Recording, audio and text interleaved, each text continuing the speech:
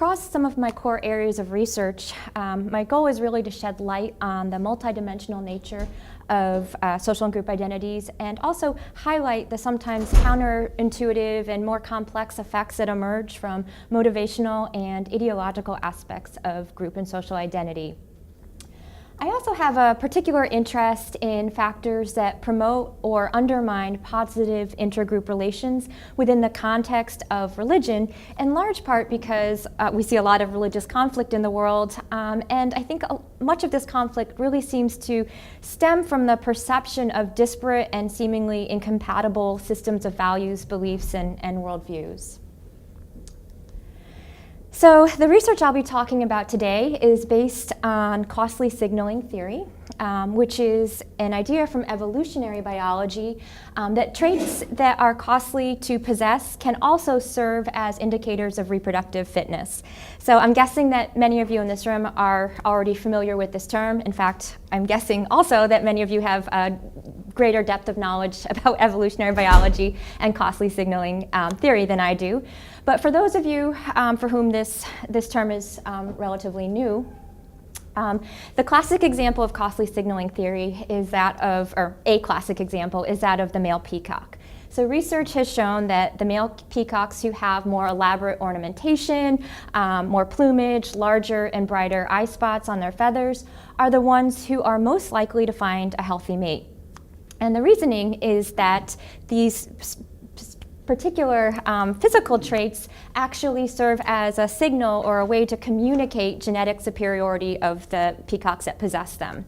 And it does so in large part because having these more elaborate feathers and brighter colors comes at a direct cost to the male peacocks who have them. So they're heavy to carry around, they require greater energy and nutrients to maintain.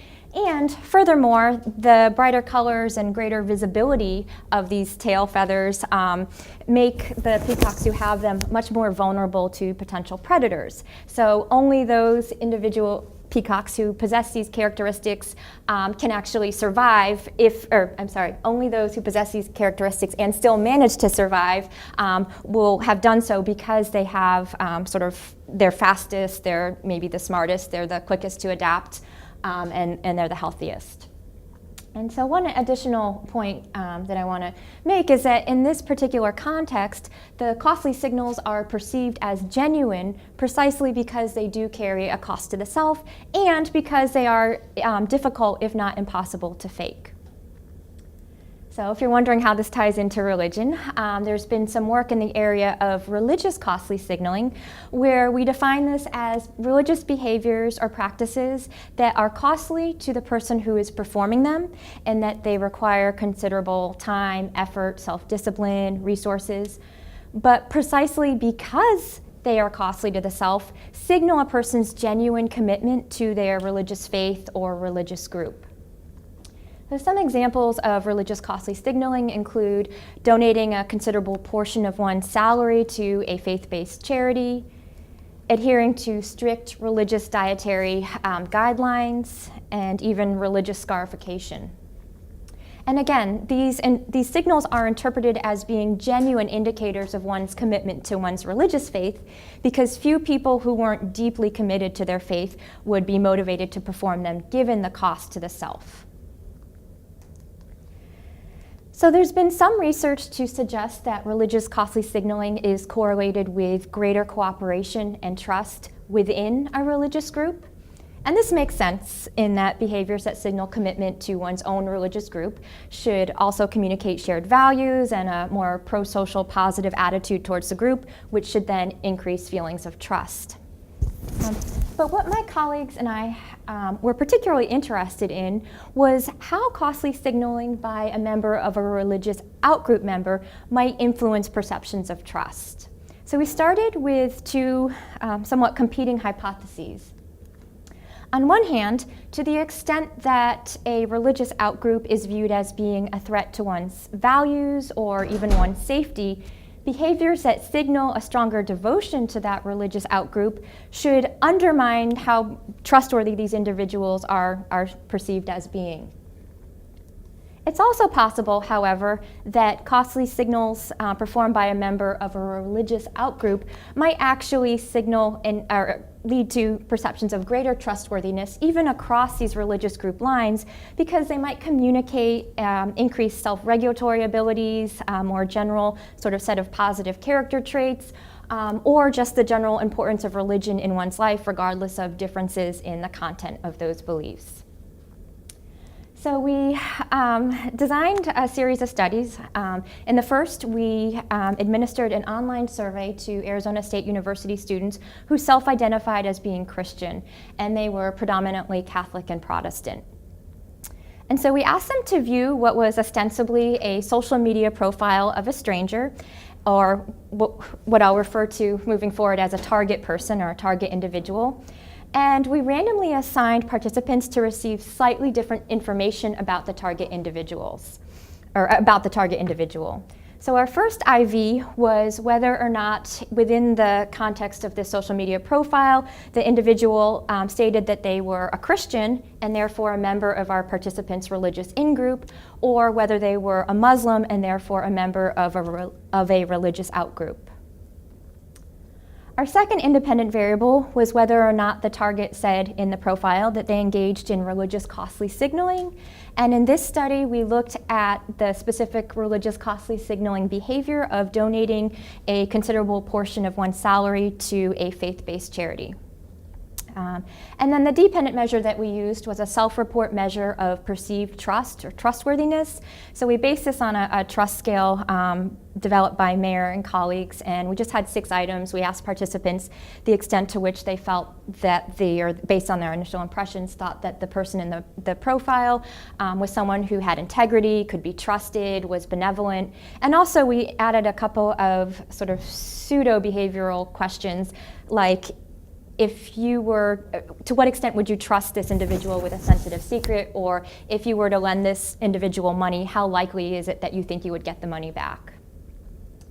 So here's an example of what part of the social media profile looked like for someone who is in the condition where they were assigned to read about a target individual who is a member of their religious in-group. In other words, they were Christian, and also who mentioned that they engage in religious costly signaling.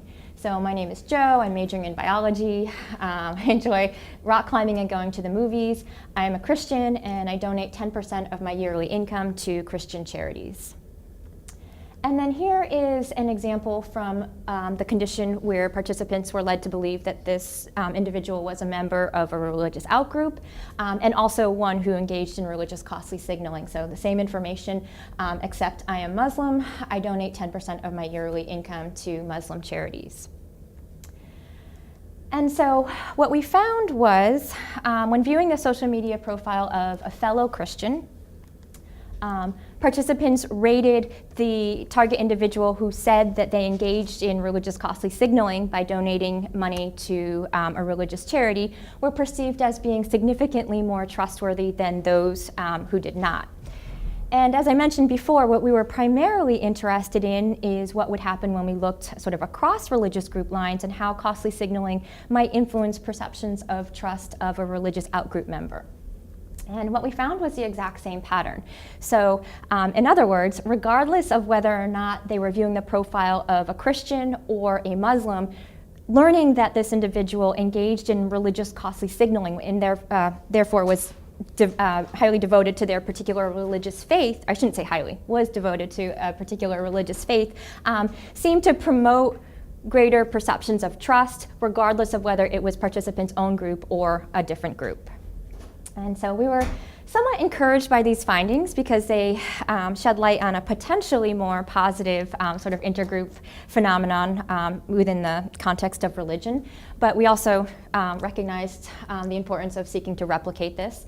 So in a second study, we used a very almost identical paradigm, although we changed the photo stimuli so that in the outgroup conditions where participants were led to believe that the social media profile was for someone who was ostensibly Muslim, that the photos depicted them in much more sort of explicitly Muslim identified wardrobe choices. And what we found in the second study was consistent with what we found in the first. In other words, regardless of whether the target individual was perceived as being a Christian in-group member or a Muslim out-group member, learning that they engaged in religious costly signaling led to perceptions of increased trust. So there were a number of notable limitations to these first two studies, many of which have probably already sort of come to mind for you, and some of which we were able to address in a couple of subsequent studies.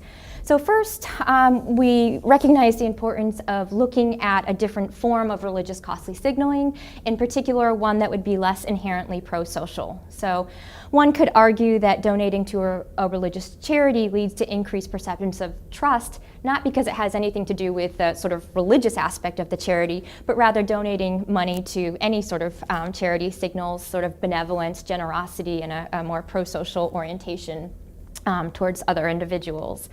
So we wanted to look at a religious costly signaling behavior that wouldn't have this sort of confound in terms of being very pro-social or other-oriented.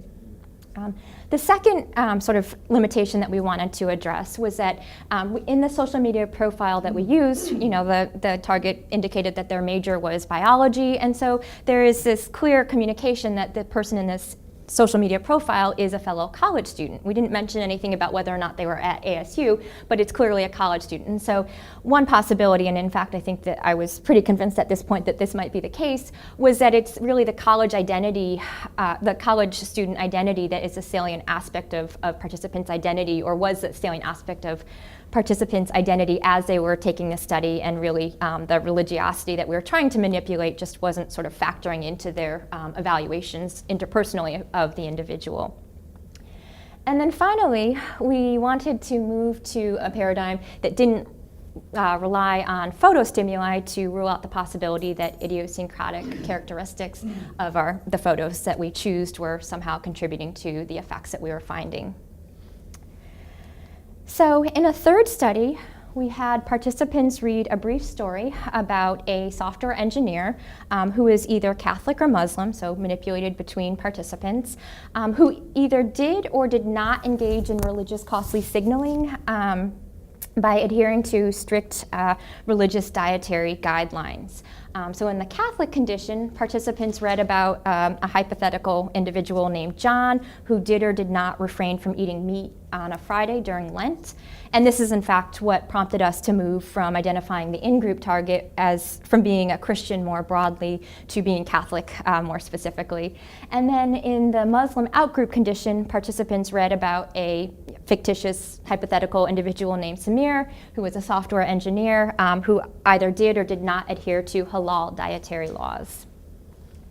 So this is the beginning of, or an excerpt from the beginning of the vignette that participants in the Muslim out-group condition read.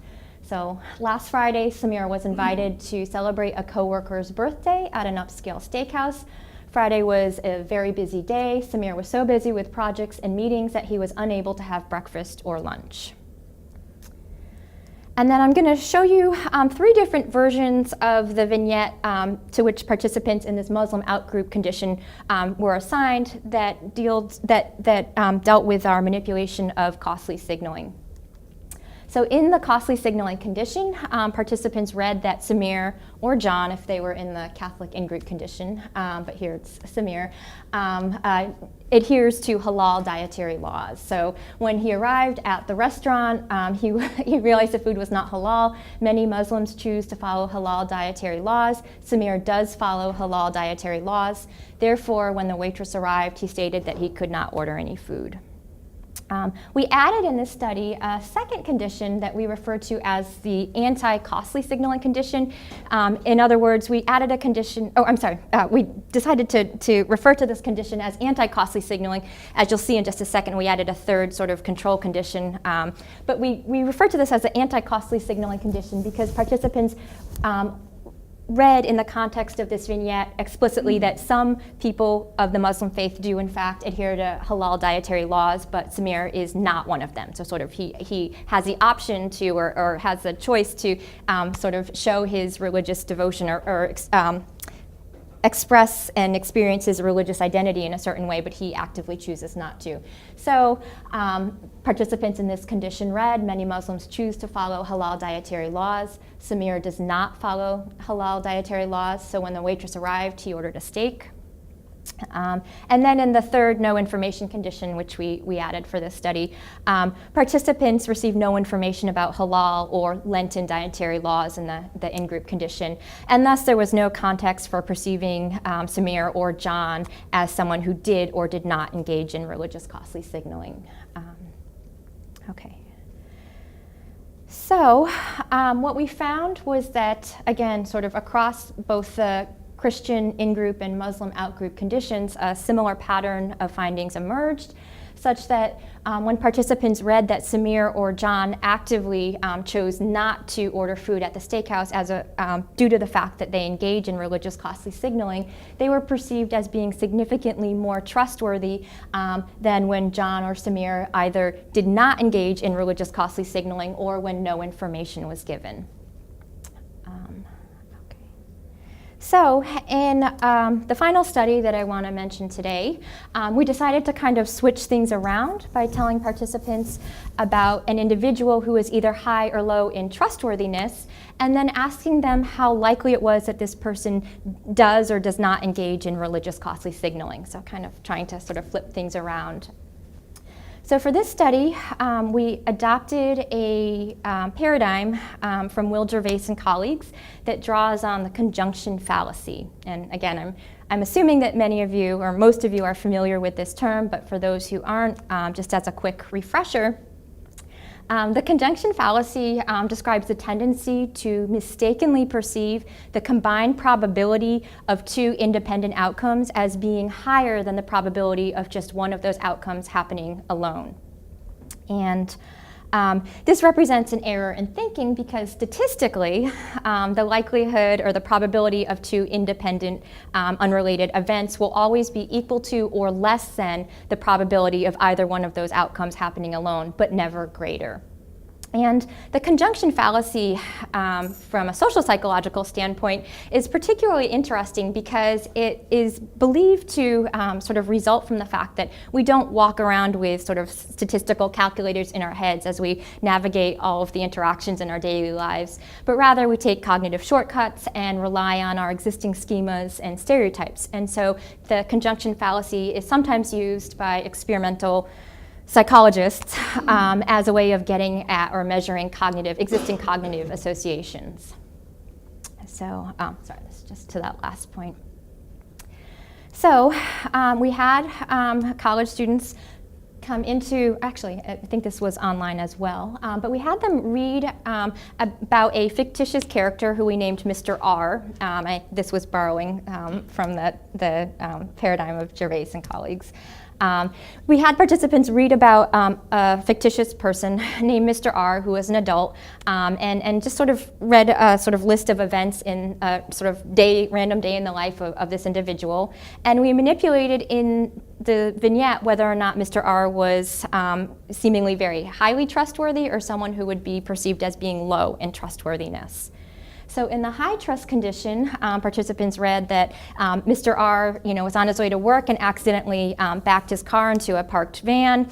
Although no one was around, he got out of his car and he wrote down his name and phone number and left it on the windshield so that he could pay for the repairs.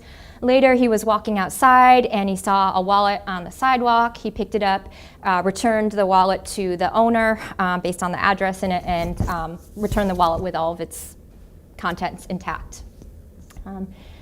You can probably see where this is going. So in the low trust condition, the low trustworthiness condition, participants read that Mr. R was on his way to work. He backed into a parked car. Because people were watching, he got out of his car and pretended to write his contact information down on a sheet of paper, which he left on the windshield, but it was in actuality blank. Later on, he saw a wallet on the ground. No one was looking, so he took all of the money out of it and then dumped the wallet in the trash. Okay, so we manipulated whether or not participants were told that Mr. R was Catholic or Muslim, and so between participants. And then we asked participants which of 3 different possibilities seemed most statistically likely, or which had the greatest likelihood of being the case. 1, that Mr. R is someone who is Catholic or Muslim, depending on which condition they were in. 2, that Mr. R is Catholic or Muslim and is also someone who engages in religious costly signaling, again, either by adhering to Lenten dietary laws or practicing a halal diet. Or 3, that Mr. R is Catholic or Muslim and is someone who actively chooses not to engage in religious costly signaling by adhering to a religion-based diet.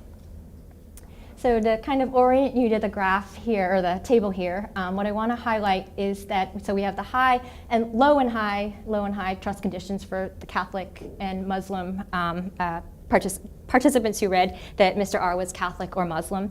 And what you can see in this sort of top row of numbers is that not everyone fell prey to the conjunction fallacy. So there were a considerable proportion of participants across all of the conditions who correctly, from a statistical standpoint, identified that of these 3 options, it is most likely that Mr. R is just Catholic or Muslim, as opposed to Mr. R being Catholic or Muslim and also engaging or not engaging in religious costly signaling.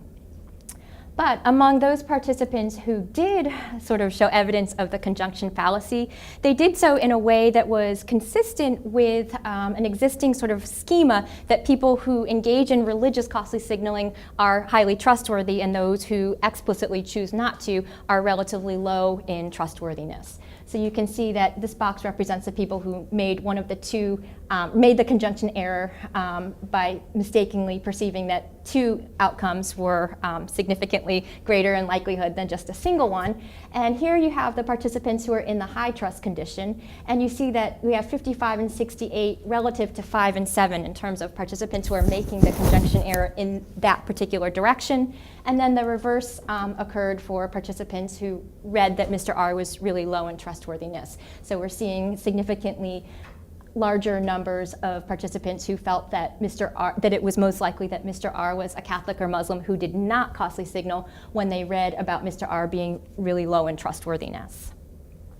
Okay, so put differently, or just sort of in being extra redundant, of those participants who did make the conjunction fallacy, we were seeing over 90% of them making the conjunction fallacy in the direction that would be consistent with an existing stereotype or cognitive link between trustworthiness and religious costly signaling. So together, these studies begin to suggest that, well, they demonstrated within the context of these studies that costly signaling increased perceptions of trustworthiness, both within but also importantly across religious group lines. But they did so within a very narrow experimental design, looking just at samples of Christian college students at one particular university, and they were dealing specifically with Christians' perceptions of either Christians or Muslims. So obviously there is a lot of work that needs to be done and is currently in the works to sort of examine the extent to which these very circumscribed findings, although encouraging, are generalizable beyond this particular sample and design.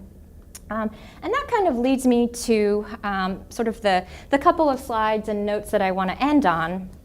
So as I mentioned before, I am a social psychologist, and I know there are sociological social psychologists and psychological social psychologists. I am a psychological social psychologist, so I underwent many years of training that really sort of impressed on me the sort of belief, which I think is representative of sort of the wider spread I don't want to say value system, but perspective within psychological social psychology, that the most important way to understand or develop a systematic understanding of human social behavior is through theory-driven research that's tested in tightly controlled experimental designs, where the focus is on not only sort of identifying behavior, but more importantly, explaining behavior by understanding causal relations and processes, underlying mediating mechanisms, and boundary conditions of various psychological phenomena.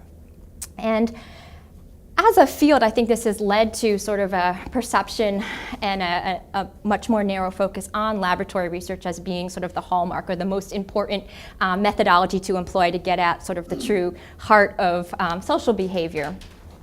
I was, however, from early on in my psychology career, pretty influenced by an article that I read back as an undergraduate written by Bob Cialdini, a pretty well-known social psychologist. And in this article, he argued for what he referred to as full cycle psychology. And his motto for what he referred to as full cycle psychology is that before even going to the lab, social psychologists need to start with real-world observations. So they need to go out into naturalistic environments and observe behavior before we can even start sort of looking at ways to test our specific theories and hypotheses. The next step is, according to this model, theory development, which then gives way to rigorous experimental testing within primarily laboratory settings so that you can get a high degree of experimental control. And then Cialdini argued that the next and final step, sort of that completes the circle, is to go back out into the real world and to seek to replicate your experimental findings. So you start in the real world, and then you end in the real world.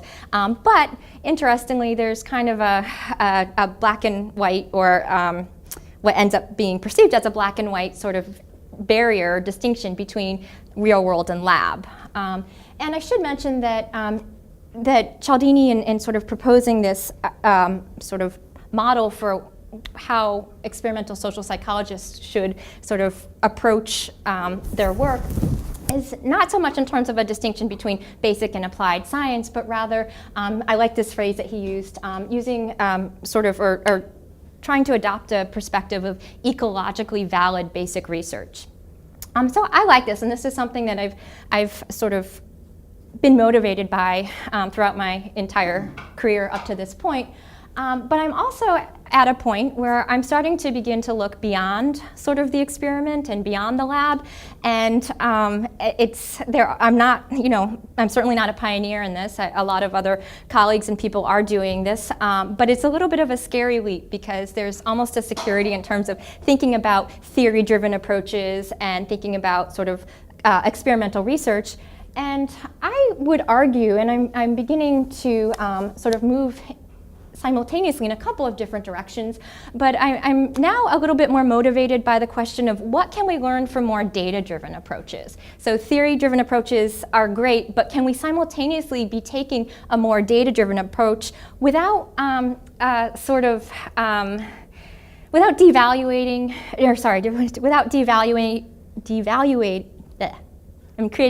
devaluing or abandoning experimental research?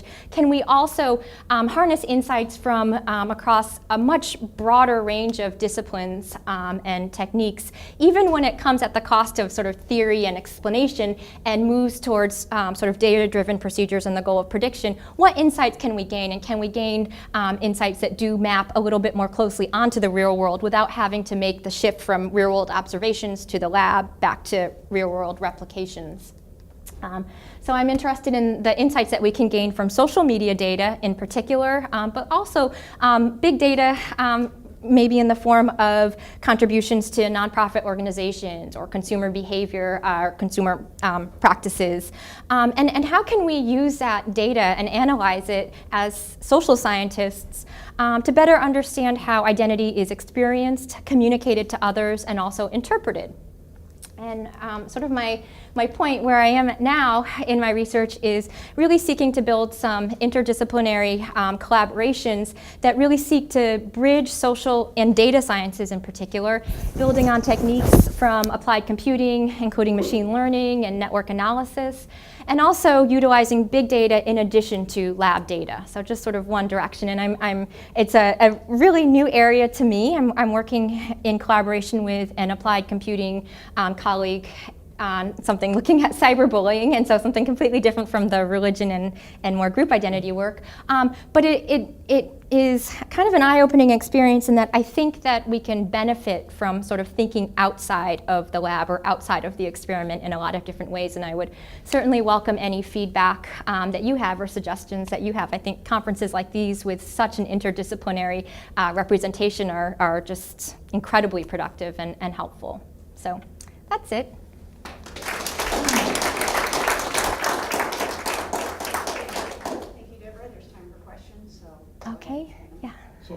I think of religions as generically doing two different things. Sometimes they're used to make badges of membership, and particularly in situations of high conflict or high perceived conflict. Other times, religions focus on the moral dimension of religions, and since religions tend to have the same basic basic moral strictures, and it seems to me your sample of students from a university is going to be the religious students are probably disproportionately likely to focus on what the religions have in common. And on the other hand, people who are out there in the broader community are often thinking of religions as signaling, badging people, and Muslims, for many people in the United States, Muslims, being a Muslim is a bad, they think of Muslims as evil people, or Donald Trump and some of his supporters are strongly that way. So it would seem to me that if you could get a sample of non-college students, particularly that you would get a large number of people for whom Muslim versus Christian is a good versus bad phenomenon, and that you could likely reverse some of the I completely agree. We've done some follow-up studies using adult samples from Amazon Mechanical Turk, which is only marginally a step in a better direction in terms of generalizability. So they're, disproportionately less religious, more highly educated, and more tolerant on MTurk.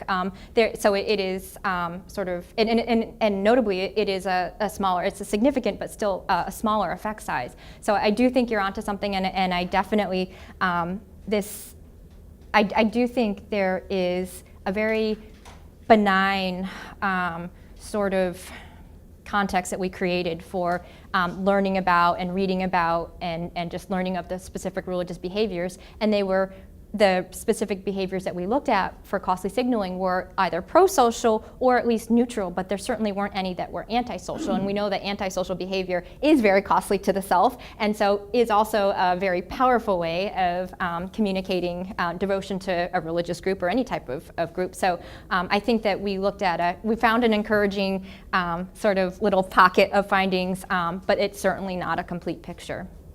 Jean-Paul. So I interpret what you have here is a nice way to get at generalized morality, the morality that's not group-based, right?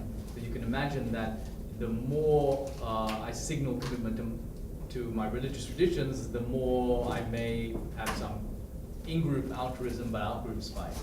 And so I may be less trustworthy to out-group members. But here you have this kind of more generalized morality. And relating to what Pete was saying, I wonder if you could get a range of different settings in which you see less of that, and then develop general principles as a long-term project for the conditions under which you see generalized morality. But this is a way that I haven't seen to get to it. Okay, I completely agree. This is kind of a first step. And my collaborator on this work, Adam Cohen, who studies religiosity and culture on the main ASU Tempe campus, has sort of launched into a lot more research in looking at costly signaling in particular. And so I agree. I think this is nice, and I like the terminology of generalized morality, and I think that this is just a very small piece of the puzzle. Thanks. Yeah. This is actually related to Jean-Paul's comment. I was wondering if there is any evidence, or if this is something that you could potentially do yourself, of whether costly signaling or this type of costly signaling actually does correlate with trustworthiness, and whether it does correlate with trustworthiness that is more geared towards in-group members, or maybe actually general. Do we actually know that, so that people would on average be correct in their that's a really good, no, we haven't looked at that yet, and I think that's one direction that I think we've talked about moving in is looking at more actual behavioral measures. So it's one thing to say, I think this person is relatively trustworthy. In fact, in some of the studies we had, even though it wasn't a non-significant finding, the Muslim targets were being rated as being more trustworthy, slightly so, than the Christian. So maybe there's a social desirability. We controlled for, in one of the studies, we controlled for social desirability or motivation to control one's prejudice towards Muslims, and that didn't seem to interact with anything. But I completely agree, and I think even something like whether or not you'll leave a bag in a room with someone wearing a hijab, or whether a more behavioral measure of perceived trust would get different things, and then also whether or not we're actually, I completely agree with you in terms, is this an accurate assessment? Yeah. Does it correspond? Yeah. That would be really interesting to know. Okay, I see a lot of hands up, so I don't know what order. We have time for one more quick question, so I think this gentleman over here has been waiting. Okay, all right, yeah. My question is, how would the results of an experiment like that differ based on whether one group is the majority and one group being the minority? Because we know that majority and minorities are often perceived differently by both the majority and the minority. So if you had to perform that same experiment in a setting, say, which is Catholic majority and Muslim minority, and a setting which is Muslim minority and Muslim majority and Catholic minority, how would the results be different? Yeah, that's a really good question. Yeah. So in terms of how I think the results would be different, I think that it would depend on, specifically in the U.S., if you were looking just at a U.S. population, or whether you were going abroad potentially and looking at it was that what you were suggesting, or whether just within the context of the U.S., whether we're looking at a different. In general, how does one group being a majority and one group being a minority affect perceptions of trustworthiness? Yeah, so my intuition, and this might not be the best answer, but my intuition is that while sheer numbers, so minority versus minority status in terms of sheer numbers within the population, could lead to could be an interesting thing to look at. My intuition is that a stronger predictor of sort of moving this effect around a little bit would be some of whether or not the status, not based on sheer numbers, but the status that the different religious groups have in relation to one another. So is there a hierarchical power difference? In this case, we do have this in the US, but I think it's a power difference and also, or status difference, and also sort of the Steve Newberg actually has some really great research going back 10 or 15 years, looking at sort of the content of stereotypes, and all stereotypes about minority groups are not created equal, obviously, but stereotypes about African American males are inspired, are sort of based on fear and fear of aggression and that kind of sort of motivational or functional sort of rooting of things, whereas stereotypes about Asian Americans, even Asian American males, are very different. So I think that you would get differences in terms of perceived trustworthiness as a function of costly signaling, not necessarily based on whether it's a majority or a minority sort of representation of that religious group, but rather what the nature of the stereotypes surrounding that particular religious group are. And I'd be happy to talk more with you about it. I think that's a great question. We're getting ready for a break, but I think there was one more quick question you have. Just on Paul's comment about generalized morality, I think one way to interpret your findings here is that it's really religiosity-based morality rather than generalized morality, because it's correlated with costly signaling, right? So regardless of religious affiliation, they trust more people who costly signal their religiosity. And second, I'm not sure if you had a third group, like atheists, for example, would they be trustworthy or not? Yeah. Yes, yeah, exactly. And that's like the work of Will Gervais is on, atheists are perceived as, less trustworthy than like child molesters and things like that. So really, really, really negative attitudes. And we just didn't have sort of any good ideas about how to show costly signaling as a way of expressing sort of commitment to atheism, yeah. So, and that's why. But I completely agree with you. So religious signaling could be seen as a signal of self-control, and that self-control could be exercised to with respect to trustworthy behavior to only your in-group or generalized, and that's the sense. So if it is a self-control measure, you could say the atheist is vegan. Yeah, and that's what you're saying. Okay, with that, we mentioned the food. We have some snacks, and let's thank Deborah. Thank you.